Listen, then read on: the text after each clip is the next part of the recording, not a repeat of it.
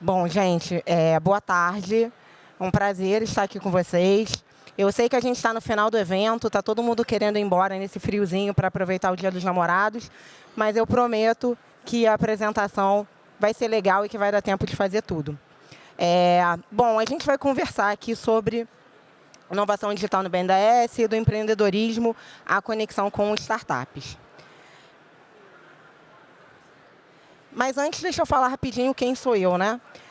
Eu sou a Vanessa Almeida, eu tenho 21 anos de BNDES. Eu entrei no BNDES muito nova, logo depois que eu saí da graduação. Eu sou totalmente alinhada com o propósito da organização, que é ajudar no desenvolvimento do país. Eu sou uma nerd, passei a minha vida toda em projetos de tecnologia, mas o mais relevante para essa apresentação aqui é eu dizer que eu sou uma intraempreendedora. Então, eu sou uma pessoa que gosto de criar coisas. Me chamem para criar coisas, não para criar uma área, não para acabar com uma. E aí, antes de entrar no tema, eu vou falar rapidamente do BNDES. Eu imagino que a maioria de vocês conheçam, né? O BNDES é o Banco Nacional de Desenvolvimento Econômico e Social. E qual tem sido a relação do banco aí ao longo dos últimos anos com a temática inovação? A gente financia a inovação no país de diferentes formas, a gente tenta impulsionar a inovação do país, isso faz parte da nossa agenda. Eu trouxe aqui 4 exemplos, mas eles não são exaustivos, né? Uma primeira forma do BNDES apoiar a inovação é através de financiamento direto e indireto também. E um exemplo é o programa BNDES Mais Inovação. É uma forma de financiar a inovação, principalmente na indústria, financiando difusão tecnológica, construção de parques tecnológicos, criação de novas plantas no Brasil. Enfim, a gente tem tido bastante sucesso com essa linha. A gente também financia, a gente também apoia a inovação através de renda variável, né? Então, um exemplo disso são os fundos Criatecs, que são fundos de investimento em em pequenas empresas de base tecnológica, que o BNDES estrutura o fundo e aporta recurso nesse fundo com outros parceiros. A gente já investiu mais de R$500 milhão em Criatecs e tem dezenas de empresas apoiadas pelos Criatecs. Mas aí a gente voltou um pouco atrás na cadeia, né? Os Criatecs apoiam empresas um pouquinho maiores, mas a gente resolveu apoiar empresas ainda menores do que as que são apoiadas no Criatec, criou um fundo de co-investimento anjo, estruturado pelo BNDES, que o BNDES entra com recurso e gerido por um gestor privado, onde a gente entra com recurso e investe nas empresas muito iniciais, assim, com um ticket muito baixo. E, por último, aqui nos meus exemplos, o BNDES Garagem, que é o nosso programa de aceleração de startups, que é um programa equity free. Hoje, a gente está focado em startups de impacto e, na rodada atual, na última rodada, na verdade, a gente acelerou 100 startups. Então, assim, são alguns exemplos de como o BNDES tem apoiado a inovação no Brasil, o que nos coloca como um dos maiores investidores em inovação no país. Mas, em casa de ferreiro, espeto é de pau, né? Então, a gente é um grande investidor em inovação, a gente olha muito a inovação para fora, mas a gente também precisa olhar a inovação para dentro, a inovação corporativa, e é sobre isso que eu vou falar com vocês, sobre os esforços que a gente tem feito nos últimos anos para avançar na inovação corporativa. Como é que a gente fecha essa equação aí do que é inovação, né? Para inovar, a gente precisa de tecnologia. A gente está aqui na Febrabantec, eu não poderia não falar de tecnologia, mas a gente também precisa de um outro item fundamental nessa equação, que são as pessoas. A gente não tem inovação se não for com as pessoas e para as pessoas. E aí, são sobre essas pessoas e sobre como é que a gente traz essas pessoas para o jogo, que eu vou falar nos próximos slides. Eu começo essa história em 2017, que foi quando eu comecei a trabalhar com inovação.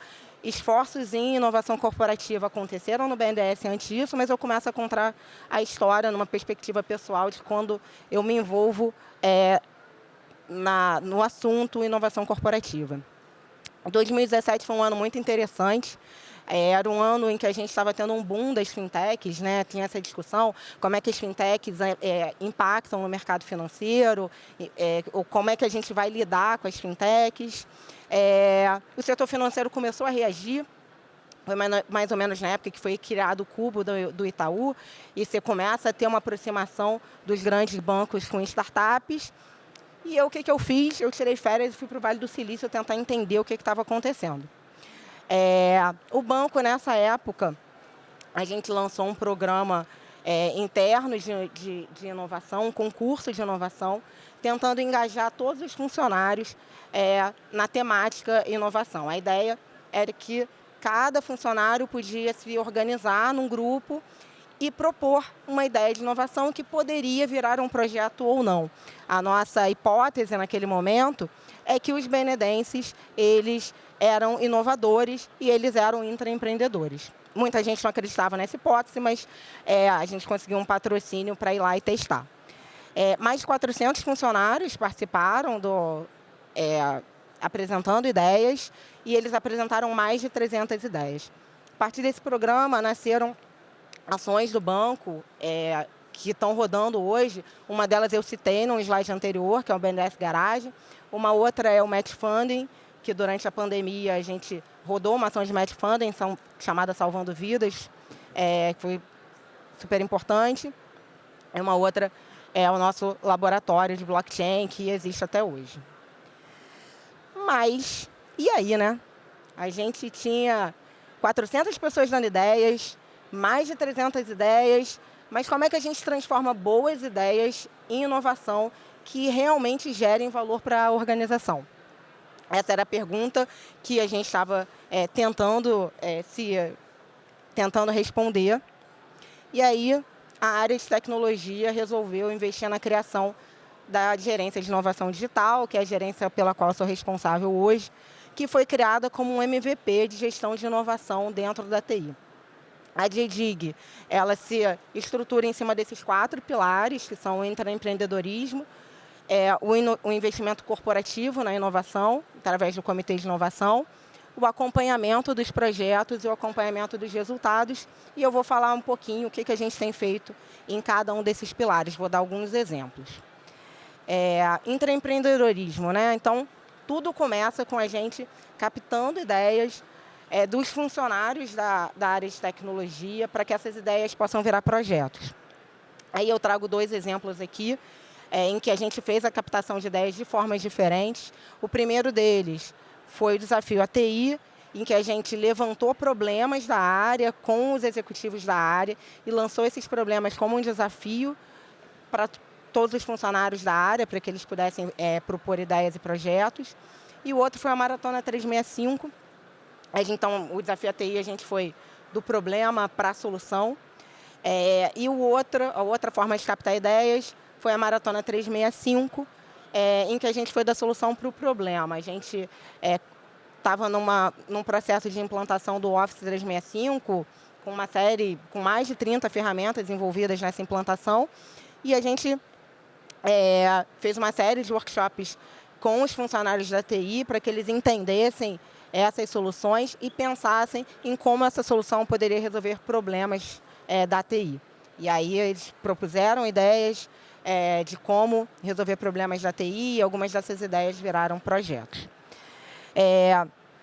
Depois que um colaborador, ele ou sozinho ou em grupo, resolve propor uma ideia que pode virar um projeto, ela é apresentada para o nosso comitê de TI, que é formado por executivos da área, que deliberam sobre a alocação do projeto, mas não só deliberam sobre a alocação e escolhem investir em um projeto ou em outro, né?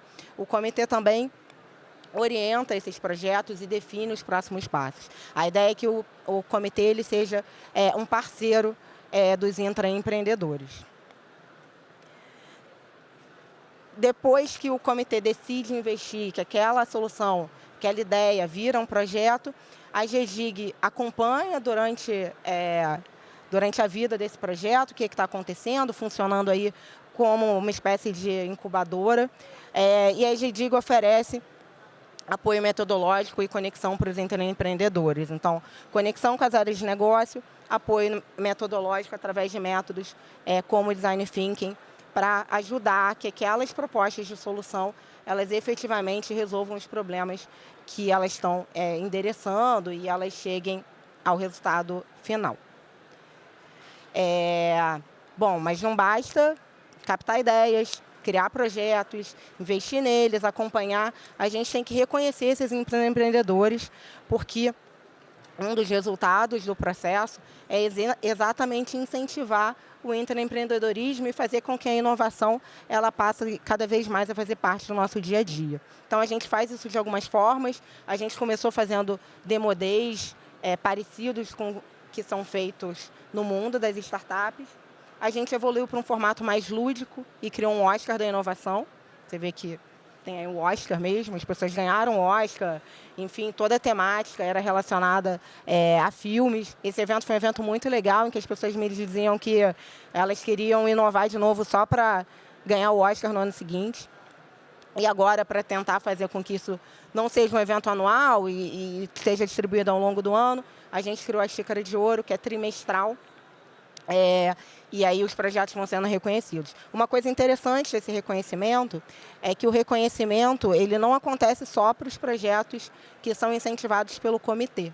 Eles acontecem para projetos que são indicados por colegas. É como se os colaboradores eles fizessem parte da academia do Oscar e indicassem projetos para receber o reconhecimento. Então, as pessoas têm o reconhecimento tanto dos líderes quanto o reconhecimento dos pares, o que incentiva elas a continuar no processo de empreendedorismo e inovação.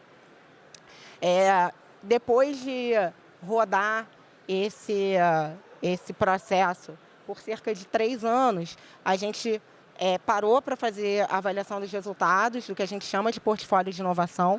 A nossa ideia é que os projetos, vários projetos vão dar errado, outros vão dar certo, mas que o portfólio tem que ser positivo. Então, a gente construiu um portfólio de N projetos e a gente, para isso, precisa de tempo e precisa de investimento.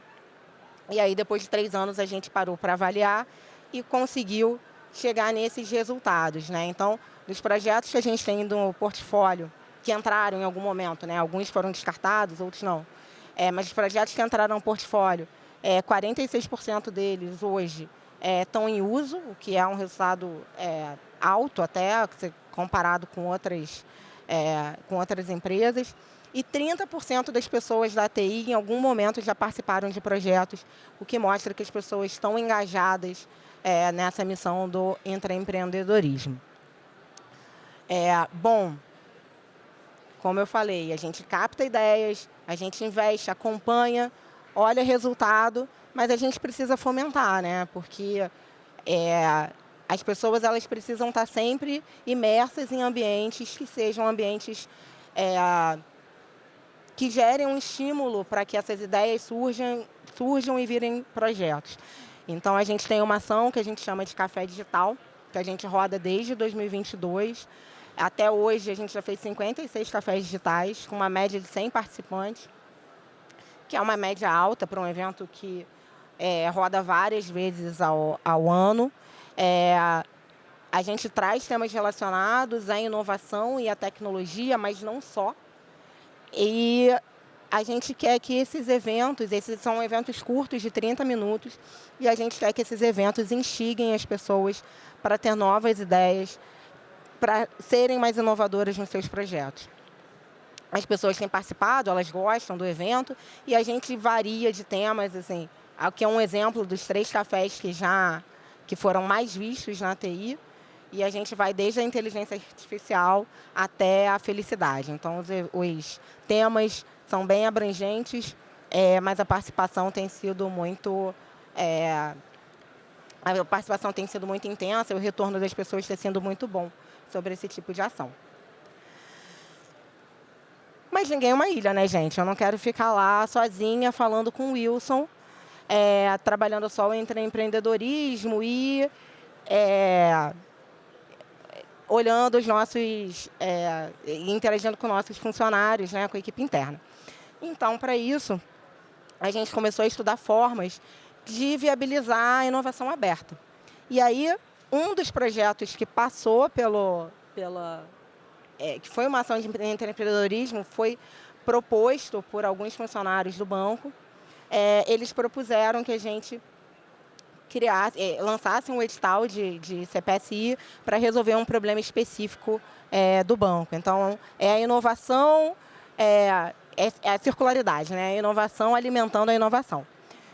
Mas é importante eu falar aqui para vocês o que é uma CPSI, talvez nem todos vocês conheçam, né?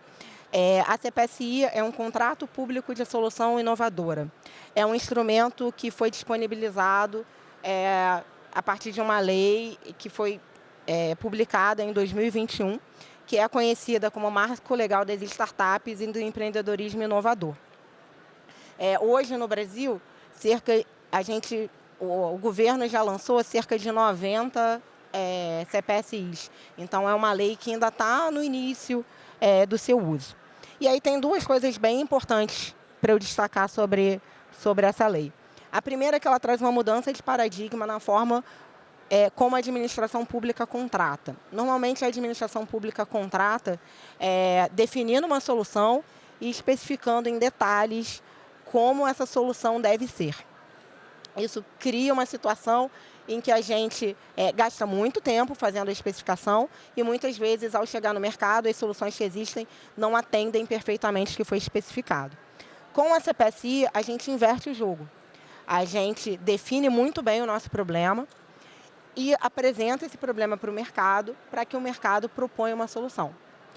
Mais de uma solução pode resolver o mesmo problema. Então, se cria ali um ambiente mais competitivo e um ambiente em que o empreendedor pode propor soluções, né? A gente cria um ambiente em que é possível a cocriação entre o governo e as empresas.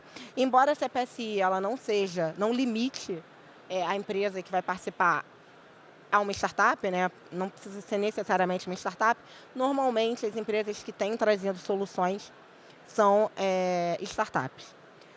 E um outro ponto relevante é que a CPSI ela vem de uma legislação que visa incentivar o empreendedorismo inovador. Então, eu não estou indo, a CPSI não é para você ir ao mercado buscar uma solução que vai resolver só o seu problema. Você quer que aquele fornecedor que esteja resolvendo o seu problema, ele possa também resolver o problema de outras instituições e vender a solução dele para outras instituições, né?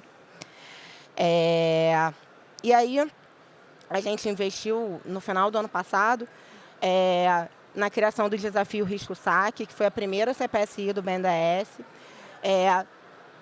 A ideia era trazer uma solução inovadora para a análise de risco socioambiental e climático. Aqui também um parêntese, né? Há um tempinho, o Banco Central lançou uma regulação sobre a avaliação de risco socioambiental e climático, que as instituições financeiras precisam seguir. Então, ter uma solução que resolva a análise de risco socioambiental e climático é um problema não só do BNDES, mas do setor financeiro como um todo. Então, a solução que ganharia esse desafio, ela está fornecendo para a gente, ela vai fazer uma prova de conceito com a gente, melhorar a solução dela junto com o BNDES, mas ela vai ter o potencial de se conectar com outras instituições. A gente já teve o processo, né? Então 30 startups se inscreveram, 7 foram para a final, uma foi selecionada e a gente está em processo de assinar com essa startup que foi selecionada. A gente já conversou com eles e a perspectiva deles é bem essa, né? Que eles vão melhorar a solução deles, eles vão co-construir com o BNDES e aquela solução vai ser uma solução muito mais robusta e escalável para que eles consigam ter mais clientes do que eles têm hoje. E quais os aprendizados que a gente já teve aí durante essa jornada? Primeiro, a gente tem uma dificuldade em definir bem o problema. É um viés humano, né? Eu acho que não é nem só do setor público. Quando a gente vai tentar definir o nosso problema, a gente acaba querendo definir a solução junto e as coisas ficam misturadas.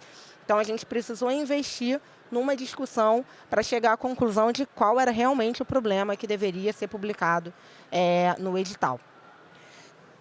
E o outro aprendizado que a gente teve é que se conectar com as startups não é uma coisa fácil. A gente, enfim, a gente é um banco mais tradicional, então a gente teve que se esforçar para tentar falar na linguagem das startups. A próxima CPSI que a gente vai fazer, a gente já entendeu que a gente deveria tentar usar o Garagem como uma forma de divulgar e se aproximar mais dessas startups, mas essa dificuldade é uma dificuldade que a gente tem e a maioria dos bancos grandes tem. Mas a gente conseguiu, até o momento, superar as dificuldades e avançar no processo. Eu espero que a gente, daqui a um ano, tenha uma solução risco-saque implantada no banco e tenha outras CPSIs. Bom, mas aí falando de inovação digital, né, eu comecei dizendo para vocês que inovação tem alguns componentes que a gente já via ali que fazia parte dessa equação, a tecnologia, que a gente entendeu que as pessoas são muito importantes nessa equação e que a gente tem que investir nas pessoas, mas ao longo do caminho a gente entendeu que para fechar essa equação a gente precisa investir principalmente na gestão. É a gestão que vai conseguir dar prioridade, é a gestão que vai conseguir ajudar as pessoas a usar a tecnologia para gerar inovação. E é esse caminho que a gente está perseguindo, né, de melhorar a gestão da inovação digital. Bom, e como eu falei lá no início, a GDIG é um MVP, e aí como é que um MVP escala, né? Como é que a gente pode avançar? Bom, a gente pode avançar expandindo esse processo para outras áreas do banco, ainda avançando internamente, mas a gente pode avançar ainda mais para fora, com outros desafios que se conectam com outras startups, e a gente pode expandir explorando outras formas de conexão com as startups. Porque para a inovação, como dizia o meu amigo Buzz Lightyear, o importante é sempre ir para o alto e avante. E é isso que eu tinha que compartilhar com vocês. Fica aí o meu LinkedIn para quem quiser conectar e saber um pouquinho mais sobre essa história.